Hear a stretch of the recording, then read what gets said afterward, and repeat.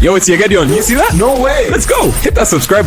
በዚህ አሮጌ የፍርድ ቤት ህንጻ ውስጥ 1 ሚሊዮን ሩብል ለማሸነፍ እናንተ ብትሆኑ ምን ውስጥ ትደበቁ ነበር? የ1 ሚሊዮን ሩብል ሽልማት ለማሸነፍ 6 ተጫዋቾች አንድ ፍርድ ቤት በነበረ አሮጌ ህንጻ ውስጥ ለ1 ሰዓት በአዳኙ ሳይያዙ መቆየት አለባቸው። ተጫዋች አንድ ዲሜትሪ ከዚህ በፊት በነበረ ጨዋታ የመግቢያ በር ላይ ተደብቆ ወዲያውኑ ተይዞ ነበር። አሁን ግን አደገኛ ቦታ ላይ በሰላም መቀመጥ የሚል ፍልስፍናውን በመጠቀም ልክ መግቢያው በሩ ጋር ባለው በረንዳ ኮርኒስ ውስጥ ተደበቀ። ተጫዋች 2 ሰርጌ በአንድ ባዶ ክፍል ውስጥ የውሸት እስር ቤት ሰራ። እናም ሌላ ሰው በማምጣት እንደ እስረኛ እንዲቀመጥለት ቀጥሮ እሱ ግን ከጠረጴዛ ስር ተደበቀ። ተጫዋች 3 ኢቫን ድምጽን አፍኖ የሚያስቀር ወይም ደግሞ ሳውንድ ፕሩፍ የነበረድ ደረጃ ሰራ። ውስጡም ገብቶ ተደበቀ።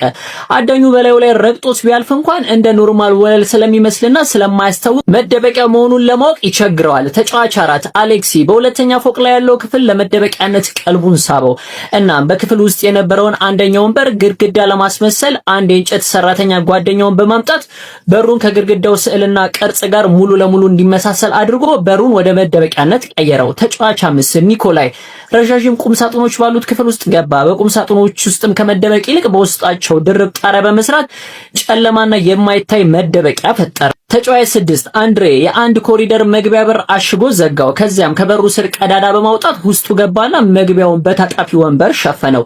ፍለጋው ተጀመረ። አዳኙን ወደ ህንጻው ገባ። ልክ ሲገባ ከአናቱ በላይ ባለው ኮርኒስ ውስጥ ዲሜትሪ እንዳለ ፈጽሞ አልጠረጠረም።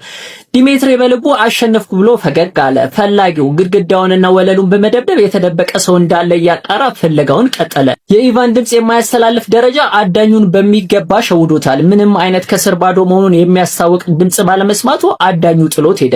በመቀጠል ወደ ሰርጌ የውሸት እስር ቤት ገባ። ተቀጥሮ የተቀመጠው ተዋናይ ትኩረቱን ለማስቀየር ቢሞክርም አዳኙ መጠራጠሩ አልቀረም። በመጨረሻም ሰርጌ ከጠረጴዛ ስር ተገኘ። የመጀመሪያውም ተሰናባች ሆነ። ወደ አሌክሲያ መደበቂያ ሲጠጋ ግን ትኩረቱ የታሸገው ምድጃ ወይም ደግሞ ፋየር ፕሌስ ላይ ስለነበር አሌክስ የተደበቀበትን ድብቅ በር ሳያየው ቀረ። አንድሬ ግን እንደሌሎች እድለኛ አልነበረ። የኮሪደሩ ወለል ላይ ያለው ድምጽ ስለተለየበት አዳኙ ጎንበስ ብሎ ሲመለከት ጉድጓዱን አገኘው። አንድሬም ሁለተኛው ተሰናባች ሆነ። አሁን 4 ተጫዋቾች ብቻ ቀርተዋል። አዳኙ ወደ ኒኮላይ መደበቂያ ክፍል ገብቶ ጠረጴዛ ላይ በመውጣት በላይ በኩል ለማየት ሞከረ። ነገር ግን ኒኮላይ በቁም ሳጥን ውስጥ የሰራው ድርብ ጣሪያ ያበደ በመሆኑ በአዳኙ ሳይያዝ ቀረ። አዳኙ ተስፋ እየቆረጠ ሲመጣ እድሳት የተደረገባቸውን ቦታዎች መፈተሽ ጀመረ። ከዚያም የኢቫን ደረጃ አዲስ መሆኑን ተገነዘበ። ማንኳኳት ሲጀምር ሚስጥሩ ተገለጠ። ኢቫንም አልቀረለትም፣ ተያዘ። በመጨረሻዎቹ ደቂቃዎች አዳኙ በዲሜትሪና በአሌክሲ መደበቂያዎች ዙሪያ ቢዞርም ሊያገኛቸው አልቻለም። ጨዋታው ሲያልቅ ዲሜትሪ ከበሩ ጣራ ውስጥ፣ አሌክሲ ደግሞ ከግድግዳ ውስጥ ሲወጡ አዳኙ በግርምት ተመለከተ። የኒኮላይን የቁም ሳጥን ውስጥ ድርብ ጣራ ሲያይ ደግሞ በአድናቆት ራሱን ነቀነቀ። በመጨረሻም ዲሜትሪ፣ አሌክሲና ኒኮላይ እስከ መጨረሻው በመቆየት የ1 ሚሊዮን ሩብል ሽልማቱን ተከፋፈሉት። ታዲያ ውድድሩ በዚህ ተጠናቀቀ። እናንተም ተመሳሳይ ቪዲዮ እንዲደርሳችሁ ፎሎና ሪፖስት እያረጋችሁ 50,000 ፎሎወር እንግባ። ይሄ ሰልፍ የት ሰልፍ ይመስላችኋል? እስቲ ኮሜንት ላይ አስቀምጡልኝ እና የሰልፉን መጀመሪያና መጨረሻውን በቀስት ምናምን ያደርጋችሁ ሲያስቀምጡት። የአንድ ታክሲ ነው መነሻው ከመገናኛ ነው። መድረሻው የት ይመስላችኋል? የፈጠነ ነው። ቻትጂፒቲን ይቅርታ አስጠየቅኩት። ሰሞኑን እንደምታውቁት አንድ ትሬንድ አለ። 2025 ላይ ቻትጂፒቲ ላይ ከጠየቃችሁ ጥያቄ ውስጥ በጣም ሪዲክለስ የሆነ ማለትም እብድ ሰው ሊጠይቀው የሚችለው አይነት ጥያቄ ምን እንደሆነ ቻትጂፒቲን ራሱን ጠይቃችሁ ቼክ አድርጋችሁ ስክሪንሾት አድርጋችሁ ፖስት አድርጉ የሚል ትሬንድ አለ እና እኔም የራሴን ቼክ ለማድረግ ቻትጂፒቲ ላይ ገብቼ ጠየቅኩኝ። በዚህ ዓመት ከጠየቁት ጥያቄ ውስጥ በጣም ሪዲክለስ የሆነው ጥያቄ የትኛው ነው ብዬ ስጠይቀው ምን አለኝ? ኮንተንት ክሪኤተር ሆናለሁ፣ ዳሎል አካዳሚ የሚባል ትምህርት ቤት አቋቁማለሁ፣ ሜዲካል ዶክተር ነኝ፣ እናም ኢኮመርስ ድርጅት አቋቁማለሁ ብለ ሁሉም ነገር በአንዴ እንዴት ጠይቀኛለህ ብሎ በጣም ሳቀብኝ ማለት ነው። ከዛ በኋላ ምን አልኩት እኮ ሁሉንም ነገር አሳካውኝ ስለው ይሄማ ሪዲክለስ ሳይሆን በጣም ትልቅ ሰክሰስ ነው ብሎ ይቅርታ ጠይቀኝ። በጣም ሶሪ ምናምን ብሎና እናንተስ በዚህ ዓመት የጠየቃችሁት በጣም ሪዲክለስ የሆነ ጥያቄ ምን እንደሆነ ቼክ አድርጋችሁ ኮሜንት ሴክሽን ላይ አስቀምጡልኝ።